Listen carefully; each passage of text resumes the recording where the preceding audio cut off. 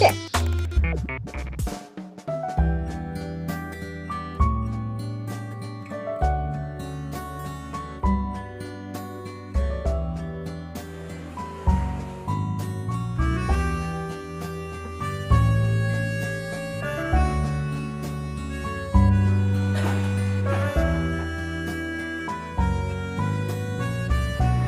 Sit.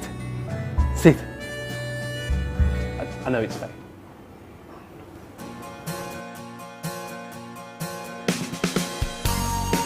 Hello, 我是司徒 I'm in 内蒙古 Inner Mongolia, the capital Hohhot, and it's very early in the morning. Now, when most people think of Inner Mongolia, they think of the grasslands and riding horses. Now, it's winter, so there's no grass on the grasslands, and I can't ride a horse.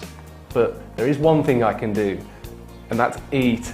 So, I'm going to have a 传统蒙古族早餐, all for me!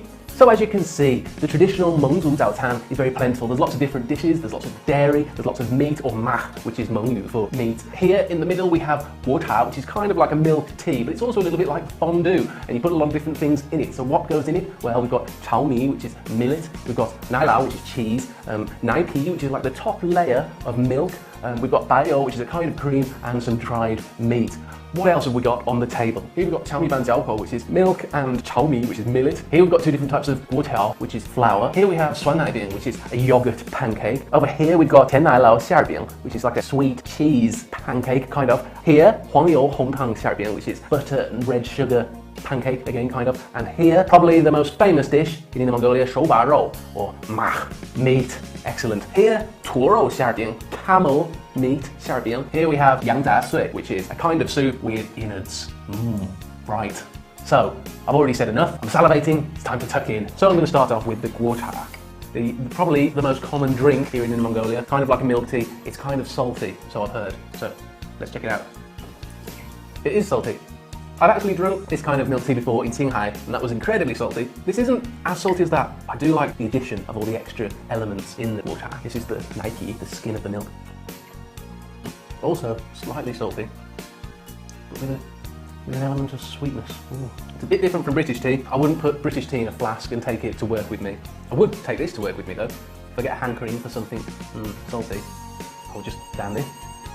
It's kind of strange having dried meat in the tea. You kind of have to think of it as being like a soup. If I had this in Britain, I would think it was a soup. But at the same time, obviously it isn't, because it's got milk and dairy in it. It's the best of both worlds. At the start I said this was a little bit like fondue because you put extra things in.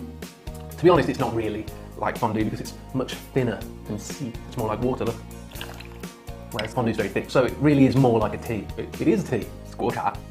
On to the pancakes. So first, I'm going to have the savoury pancake, which is the camel meat pancake. I've never had camel meat before, so this is a first for me. It's very rich. Oh, very, very rich. I wouldn't be able to tell that it was camel meat if someone asked me to guess. I'd probably guess that it's pork, maybe, but it's very nice. And now on to the sweet ones. Now I have trouble remembering these. Huangyou hongtang xiaobiang, suan nai biang, tian nai lao xiaobiang. So sweet cheese pancake. In the middle, you can see the tian nai lao. This is sweeter than the other dishes so far. It tastes a bit like cheese. Not too sweet, but slightly sweeter than what you'd normally expect. That reminds me of cheese on toast, what British people eat. Okay, now onto the suan nai being the yoghurt pancake. See, in the middle there, that looks quite creamy, doesn't it? Looks fluffy, a little bit different from the tian nai lao xiaobiang. It's more like a cake. Not much of a sweet flavour, but it is quite light, although I could get full eating this, so maybe it's not that light. Onto the huangyou hongtang xiaobiang. Two different colours, so I'm going to go for the, what I assume is the hongtang part. Oh, that's great. See, I really like sweet things, and this is far sweeter than both of these put together. And considering it's covered in hongtang, or brown sugar, it's probably really unhealthy, and I really like really unhealthy sweet things. Hongtang's good for you. Excellent. Even though I just polished off a slice of the huangyou hongtang xiaobiang, I think I need to try the huangyou side of it. And it looks like there's hongtang in the middle, so I'm assuming this is going to be just as good as that one. And healthy, because I've just realised that brown sugar is healthy. It's drier than that one, so I would tend to go for that one. It melts in my mouth a little easier, but still, both great. And now onto my favourite part of the breakfast, shobaro, the most traditional element of Inner Mongolian cuisine, meat, mach, or specifically yangrou, lamb. Now lamb is meant to keep you warm during the winter. It's winter, so it's a great excuse for me to eat all of this. So dip it in the vinegar and spring onion, I think, and coriander. Bon appetit.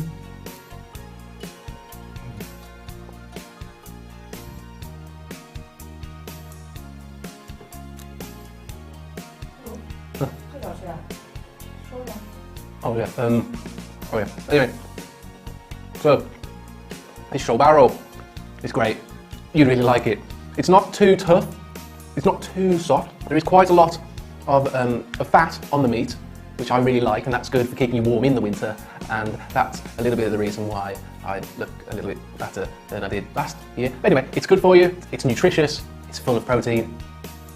Yeah, watch over that. Sure. Oh, look at that. There you go.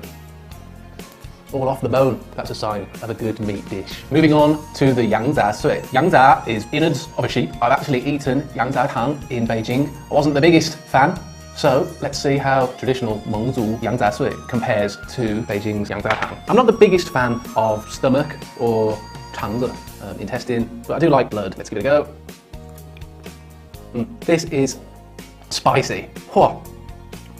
Yeah. And therefore, I'm a big fan of spicy. It's slightly better, I'd say much better, than Beijing's yangza tang. I'm a convert, I do like yangza sui. Oh, it's super spicy. And we're moving on to the final stage of the breakfast. Two different types of guotiao. We have soft and hard, I think. And qiaomi banjiaoko, which is millet in what is essentially a very thick yogurt. It's very, very thick. You can see, oh, there we go, look at that. It looks like porridge, doesn't look like a yogurt. Does it taste like porridge? No. That's very interesting. It tastes like one of those organic yogurts that you can buy in a Western supermarket that cost you a lot of money, but this is better. I'm not sure am I supposed to eat this with this? Maybe. I don't know, I'll do it anyway. Maybe it goes against convention. This is the soft guotiao. Also sweet, a little bit oily, because I assume it's been fried. And the crispy guotiao, which looks a little bit like a French fries, but doesn't taste like French fries. It's as close to a biscuit as you could probably get. It's not salty, slightly sweet. Complements it with this. What a great breakfast. Whew. I've had a lot. I don't think I can eat anymore. Oh yeah, right, this one now. Great.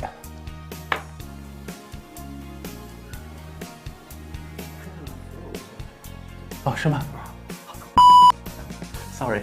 So I think I added a little bit too much honey. Oh well. Yeah, I definitely did. So good.